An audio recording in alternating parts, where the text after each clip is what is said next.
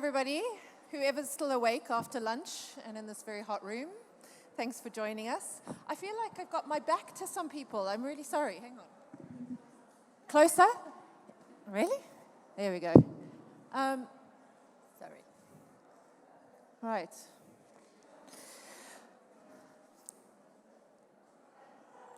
I come from shipping, maritime, and now I deal in vibrators. Quite interesting. But it was 8 years ago that my curiosity led me to the importance of sexual health, and then through to SexTech. So I've been writing and fighting to end what we call the pleasure famine ever since. And I am very fortunate enough to share the space today with my business partner and my soul sister, Dr. Maria Fernanda Peraza Godoy. It's the first time I get to say her name in full. And we're going to talk a little bit today about a product that we developed. And we wanted to share 3 great things that we hope will inspire and you'll learn, and 3 major fuck-ups. And we called them pitfalls because I wasn't allowed to swear, apparently. But they are royal, epic messes. And hopefully, you will learn from them like we learned from them. So, just quickly, it's taken a couple of years to embark on developing an attachable, wearable product. It attaches to your clitoris and it teaches you how to masturbate. What a phenomenal product. And it's called Clit It. But we're going to share a little bit more about that along the way. Yes, well, it's been a thrilling and sometimes frustrating. Closer. I need to kiss the key. This. No? Kiss it. Okay. I'm good doing that. Well, it has been a frustrating journey in many times, but Dominique, you know, it's a story worth to sharing because we here genuinely reveal some of the pearls and pitfalls that of our journey. And I think it's gold because the idea is that you learn from our mistakes. Mm-hmm. And maybe it seems that our story is that 3 people trying to conquer and influence and make influence in that billionaire growing industry. But we like some of you in this conference room, yes, are pioneering ways for women and men to develop and design their own sexual narrative while in an attempt to add value to this sex tech field. But so here what we learned about Clit It, or during our invasion, our develop process, and our journey. Just to give you some context, we have a phenomenal team. We have a working prototype. We have a commercial pipeline waiting for the product, right? This is looking like the dream. And we had funding, had being the operative word. So to start off on a positive note, the 3 pearls that we wanted to share with you is when and how it was important to protect our innovation. And by innovation, I don't just mean the pattern or the company name. It can be something as simple as a domain name. Anybody bother to look up sextech.com and see how much you can buy it for today? Right? If you have a moment, have a look. Another one is building your team and your community. Not just your physical team, but your virtual community. And we'll get onto that a bit later. And another pearl was, how do you stress test yourself and your product? And what does stress testing mean? Some of the fuck-ups, the pitfalls, funding fears, because we all have them. And as women, we make a classic funding fear that nobody tells us. Leading from the front.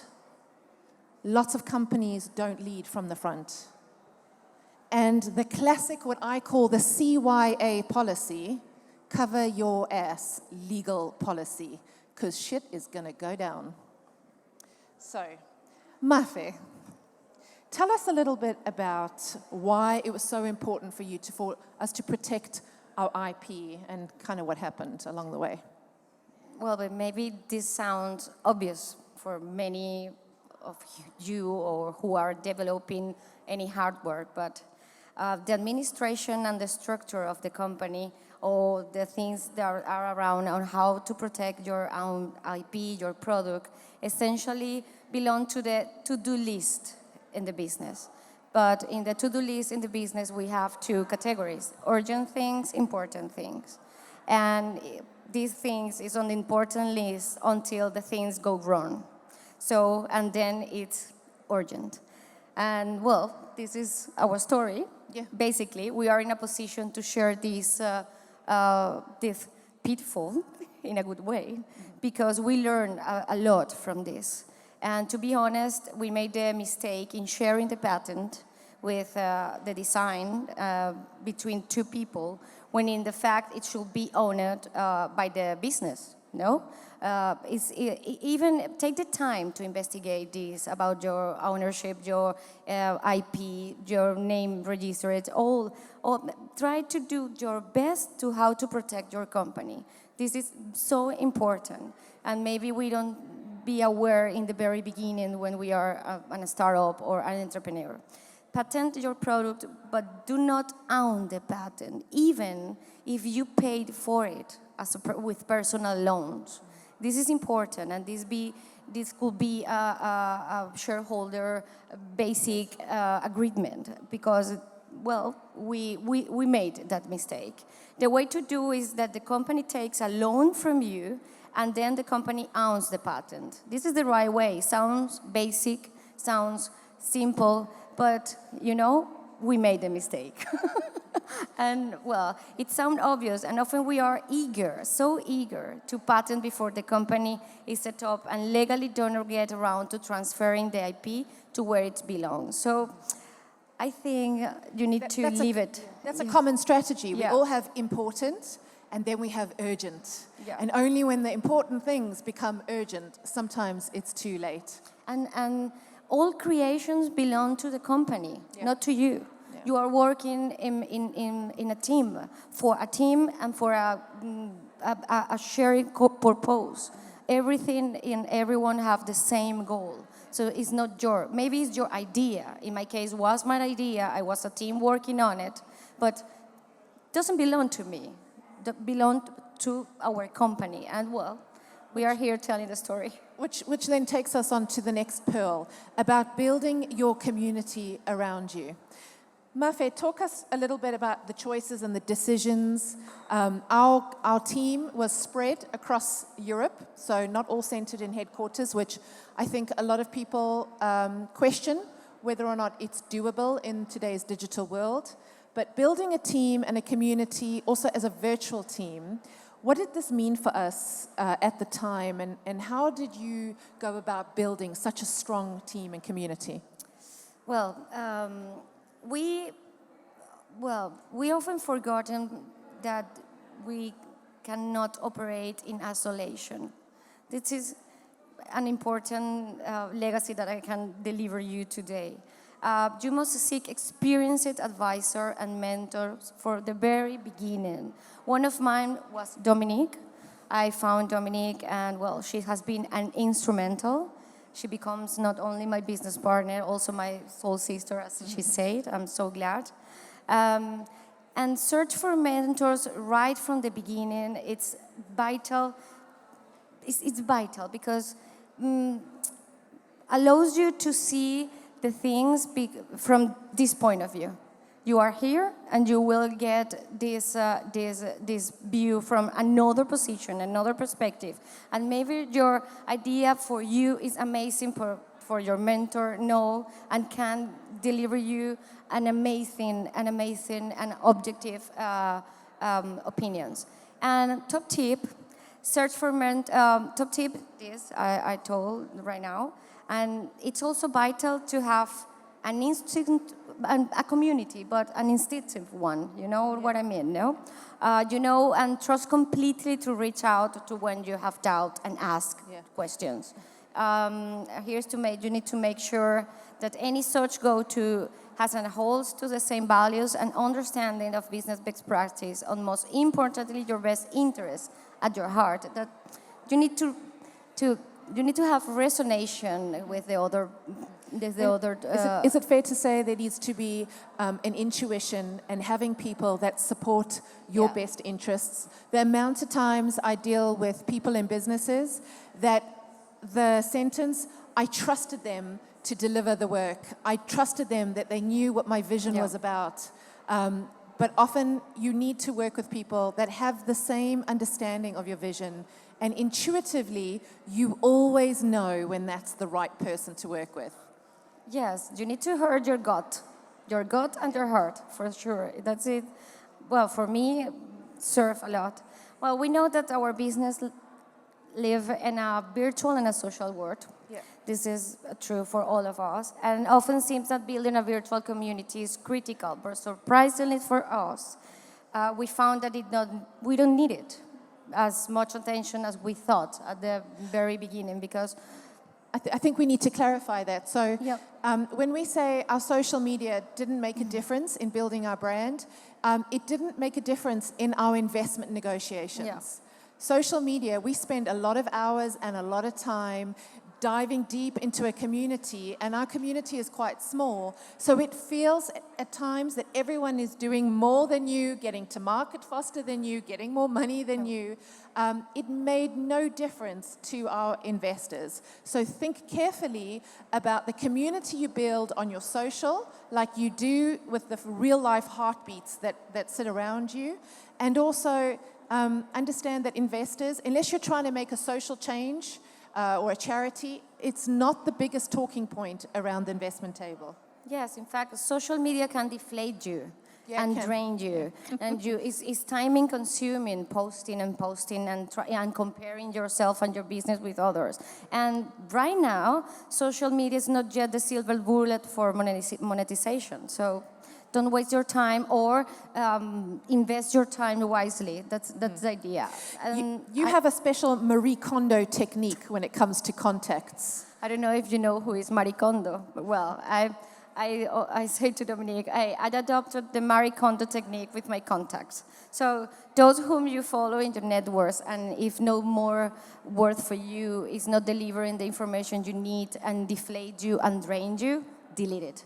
Don't unfollow. Okay. That's so simple. Okay. This is a great advice that I kind of gave you. Yeah. Yes, it was great advice. On to the third pearl, stress testing. I'm just curious, any of you know what we mean by stress testing? Yeah, Virginia, all from Peraza. Okay. This is a really contentious issue for some people, because stress testing, in essence, means asking yourself the why you are doing business, so that you can learn to say no to things. And when I mean things, I mean no to picking fights or battles, where you could spend your time and resources saying yes to things that are going to get you to the next milestone. Really stress testing your beliefs, your team's beliefs, and why you are on this mission to build this product or create this change. So, Mafe, I know you have some good examples of when we were tested to our limit. Do you want to share some of those? Well, as you say, we need to test ourselves. The stressing test is asking why and what for. Because you can become your circumstances, and you need to check and recheck and recheck, as you say. But, well, one of the... Do you remember the next woman pitch? Yes, well, the next woman pitching competition, that's right. Yes, well, when you ask what for and your why, in any circumstances that you feel that you could be against you, these two questions will help you. In the next woman pitch, we won, in fact, and we didn't accept the prize, because we didn't agree with the conditions. Well, it was not a great investment. We need the money. Yeah. We was needing the money for sure, but we remember our why, and our what for, Yeah. and we decline the price. We had to say no to money. Yes, yes. No to money. Yes, this decision means valuing yourself over your business, over your values, your principles, and your why and your what for never need to change because of money, for example. There was also another critical time in the business internally where, and some of you might have experienced this, and I hope that you don't, but if you do, come talk to us, where there was a difference of shareholdership. And despite the legalities, despite the CYA policy being put in place, certain members now wanted more of the business despite what had been legally and contractually delivered and agreed. And there's an inner battle because you're at such a pivotal time talking to investors. Do you cave and say, I'll give you the world because I'm going to get the world for you? Or do you stand your ground and say, what does this negotiation look like? And it's gone really quiet. So either all of you have gone through this, or this is the first time you've ever heard where partners go, actually, I want more. And I want more now, else I'm going to hold back information. Being held ransom in your own business and in your own project and in your own baby, as we as entrepreneurs like to call, really means stress testing. What is your next step? Right, so hopefully you don't all have to go through that. But it's because of that pitfall and learning that we decided to take this negative and turn it into an opportunity. We decided to look at the end game of where this business could go and move that vision forward. It didn't just happen overnight. It's not a line you cross. It's a journey you go through. So while it's a pearl and it sounds, devastatingly terrible for some, it is still a pearl because you learn from that opportunity. So I think let's move on to the 3 big pitfalls that we wanted to discuss. One of them is funding fears. And I learned a very valuable lesson from one of our VCs and my mentors, and it came up in conversation over time again. Women who are raising funds categorically always ask for less money than men entrepreneurs. What is all that shit about? Why are we undervaluing ourselves? The very same project, a man will ask for $1 million, and we'll go in and say, well, we could do it on a budget. We could do it at 200,000, maybe hit 400,000, and hopefully our forecast will just make it work. No, I'll have $1 million, please. So we all have them, but one thing I learned from Mafe in funding was that funding is not scary. Tell us a bit more about that, Mafe. Well, I am a doctor asking for money. I'm not scary. It wasn't scary. But funding is not scary, so don't let be scary. Let me say this. Don't be afraid to say you don't understand it.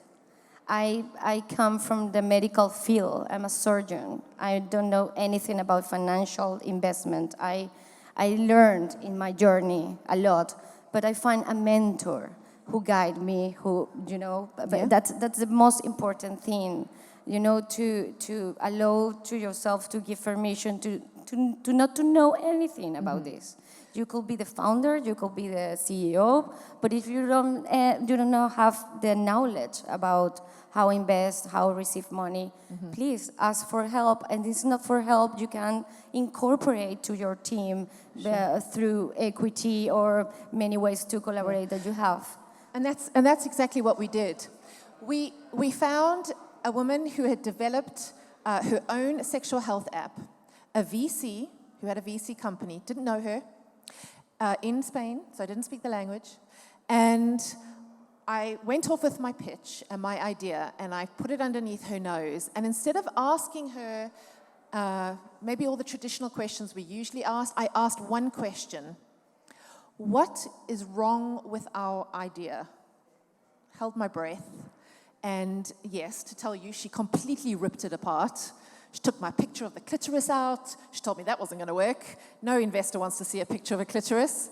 she ripped it to shreds in the nicest, most valuable way, but it took all the courage to go and ask her, what is wrong with my idea? Because as entrepreneurs, this is our life. We live, eat, and breathe. We don't want to know what's wrong with it, but we need to hear what could possibly go wrong.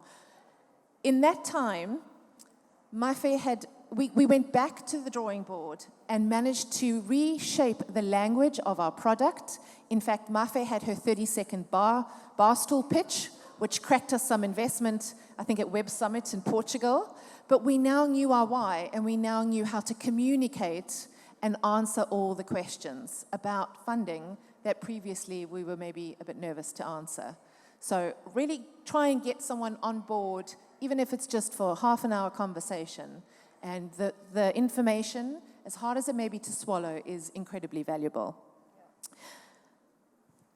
So take the risk, though. Take the risk, be brave, and do it again and again if you have to. Apparently, I have to say that. I think so. Right, and the next one is leading from the front. This is also, once again, quite a personal challenge, because you want to see your product launch. You want to see your company soar. But you have a leader, and you all have to lead from the front. So Mafe, explain a little bit more, what do we mean by leading from the front? Well, leadership is it's a very personal matter, and how you choose to drive your business is critical for success, no? That's important. But we learn a few things really quickly, and one a really significant learner over time. Just because you are the innovator or the founder, you don't need to be the CEO, or you must be the best CEO for your company. And you need to, in my case, as a manager and managing director during three years at least, I had to relinquish control to grow. So I dropped my arms. I think, well, I need to figure out what I'm good for, another thing, not for this position. So as the CEO, I made decisions made out of business ignorance, like financial structure, who I allocated shares, for example, and how I inspired in the team, and all while creating products with a team and growing a company. So this split of the sharing allows me to lose basically my last company. So this is one of the most, two advices I can give you.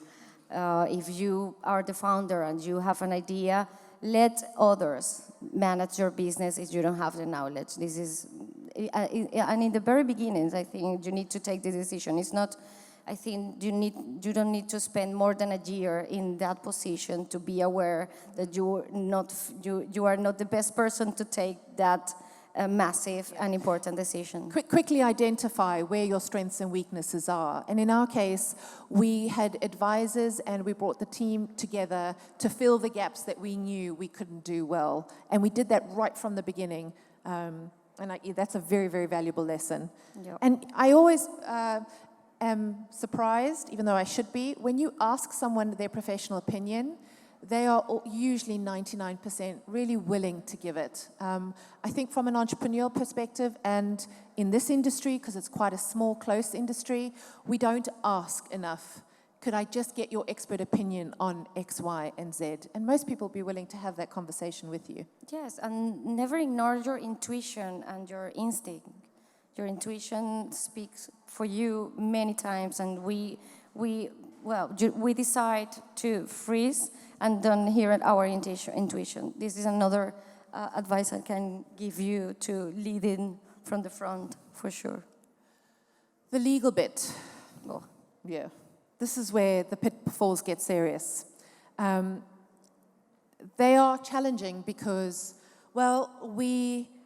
starting off with a shareholders agreement, one hopes that you'd fill out your shareholders agreement, put it in the top shelf, somewhere in the drawer, never have to take it out again. But something is always going to come up, whether it's your manufacturer goes bankrupt and you're not going to do manufacturing for 6 months. Talk about stress testing. That will stress test your business. It could be a discussion or a debate or even a battle between shareholders. it's when you deal with bigger innovations and when you're trying to go from one milestone to the next, you cannot allow yourself to ignore the legal bits. Every decision is a serious decision. Treat it with respect, even if it's got to be on a post-it note and you get someone to sign it. So we had our fair share of legal issues. Mafe, what's your thought on having a legal human on your camp? This is an indispensable. Have a legal mind on your team always is, will worth it. And you need a legal mind in your camp and by your side. This is the most important thing. You need to trust in them or him or her. I don't know. In our case, it's him and them. So as a part of our team, we identify who can do what, as, and when we needed to do that. We curated our core team this from the very beginnings who believe it, he believed in our vision from the start. So what's up? For me, having a mind legal that believe in the team, in ourselves, during all this tough journey has been, the best thing we can... We were fortunate to have someone Yes. in our legal camp. Yes. And most people say, well, legal's so expensive. Wow. I've only got so much money to spend. It will be a lot more expensive in the long run. So when it comes to deciding what goes on your P&L and on your budgets... Yeah. Take into consideration legal. And in many countries, in like the UK, for example, there's a lot of free legal aid that you can at least get for entrepreneurs and small businesses that can help you, whether it's IP or just structuring your business. But it's a functional department that often gets put to the side. People don't want to have to deal with it. And people are scared to get into litigation. We can tell you, don't be scared. Don't be scared, we are in. It's okay to be in litigation, Yeah. and chances are it might happen again. Yes, and remember, do not leave things unwritten. Mm-hmm. This is so important because it's the only paper you have to prove your way to act, the things you settle, your internal agreement. So it's your passport. So Absolutely. Yeah. So those are 3 pitfalls and pearls. We hope that if you'd want to dive in a little bit deeper and legally what we can share, we will share with you. We're around today, so I'm not sure if the floor is open for questions. I don't think so. No. I'm getting a finger. It's quite sexy, actually, rather. And just, bear in mind that we're all going through the same things. At some point, reach out to other entrepreneurs in this industry. This is a small, intimate industry, and most of us are all on the same path. We're all trying to fast-track this $126 billion industry. Reach out, communicate, and ask questions, and hopefully you've learned a few golden nuggets along the way. Yeah, Thanks very much. For sure. Thank you.